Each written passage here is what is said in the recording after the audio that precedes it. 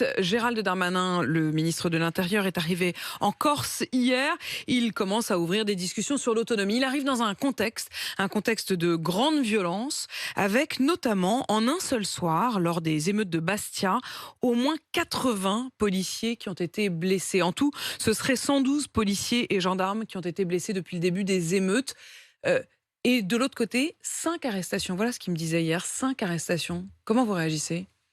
Alors d'abord, 5 arrestations parce que le contact, et notamment le soir des émeutes à Bastia, aurait été encore plus grave en termes de bilan. Voilà, il y a un moment où il faut savoir garder les distances avec des foules qui sont extrêmement dangereuses et hostiles.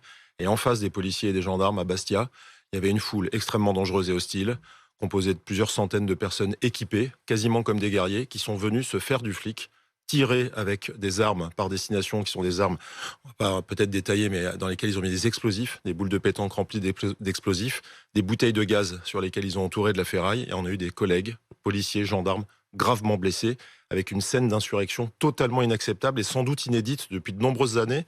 Des collègues extrêmement expérimentés n'ont jamais vu ça dans leur carrière, même pas pendant les pires des épisodes des Gilets jaunes. Donc ce qui s'est passé à Bastia est extrêmement grave et le nombre d'interpellations faibles explique la violence dans laquelle les policiers se sont retrouvés. Et s'il y avait contact, il y aurait eu encore plus de dégâts. David Lebars, vous le dites, c'est extrêmement grave. Et pourtant, on a quand même l'impression qu'il y a eu très peu de condamnations.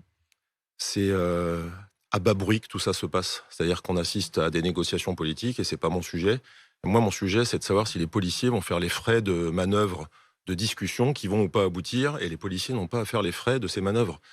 Samedi, ce sont des actions quasiment commando qui se sont déroulées sur les forces de l'ordre. Les forces de l'ordre sur l'île, elles y seront demain, après-demain, quel que soit le statut de l'île. Il est inacceptable de s'en prendre avec des explosifs à des personnels qui sont dans les forces de l'ordre pour sécuriser les bâtiments et les personnes. Ce qui paraît d'autant plus fou, David Lebars, quand on vous écoute et quand on entend l'extrême violence dont les forces de l'ordre ont été victimes, c'est que c'est le contexte qui est choisi pour donner à la Corse ce qu'elle souhaite. Ça veut dire qu'on cède à la violence ? Ça, ce sera la responsabilité de la classe politique. Moi, je suis d'accord avec les rares personnes qui disent que ce qui s'est passé en Corse, si ça s'était passé ailleurs, on serait dans une polémique monumentale. Je crois que je n'ai jamais vu 80 policiers et gendarmes au tapis d'un seul coup. J'ai jamais vu ça. Et j'ai l'impression que ça n'intéresse personne. Moi, mon devoir, c'est de défendre les policiers et les gendarmes. C'est ma fonction, enfin, en tout cas les policiers. Et il ne faut pas oublier nos amis gendarmes et de dénoncer ce qui s'est passé. Et tant que ça se passera comme ça, je continuerai à le dénoncer parce que on a quasiment atteint à la vie.